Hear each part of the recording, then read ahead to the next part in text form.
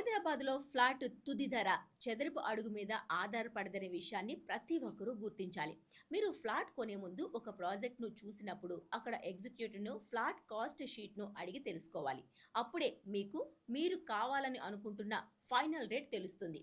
కాబట్టి ఫ్లాట్ కొనేందుకు వెళ్ళినప్పుడు ప్రతి ఒక్కరూ ఖచ్చితంగా ఫ్లాట్ కాస్ట్ షీట్‌ను అడిగి మరీ తెలుసుకోవాలి. ఎందుకంటే హైదరాబాద్‌లో కొందరు బిల్డర్లు ఏం చేస్తున్నారు అంటే ఫ్లాట్‌ను విక్రయించేందుకు చదరపు అడుగుకి ఇంత మొత్తం అని ఒక ధరను నిర్ణయించడమే కాకుండా రకరకాల ఛార్జీలను అదనంగా బయ్యర్ల నుంచి వసూలు చేస్తున్నారు. ఈ ఛార్జీలను చూసి విసుగొచ్చి కొనుగోలుదారులు ఫ్లాట్‌ను కొనకుండా వెనకడుగు వేస్తున్నారని చెప్పొచ్చు. ఈ అదనపు ధరలు ఎంత లేదన్నా చదరపు అడుగుకి 300-400 రూపాయలు దాకా ఉంటున్నాయి. అంటే ఒక స్కై స్క్రేపర్‌లో 2000 చదరపు అడుగుల ఫ్లాట్‌ను కొనాల్సి వచ్చినప్పుడు ఈ అడిషనల్ కోసం ఎంత లేదన్నా 6-8 లక్షల దాకా అదనంగా కట్టాల్సి వస్తుంది.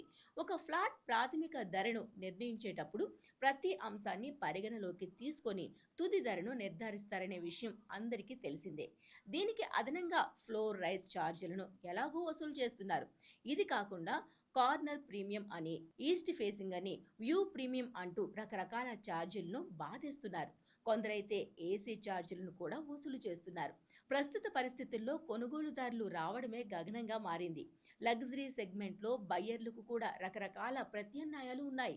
ఈ నేపథ్యంలో వచ్చిన కొనుగోలుదారుల్ని ఇలా రకరకాల ధరల పేరుతో సొమ్మును వసూలు చేయడం ఎంతవరకు కరెక్ట్? డెవలపర్లే ఆలోచించాలని బయ్యర్లు ఓపెన్‌గానే చెబుతున్నారు.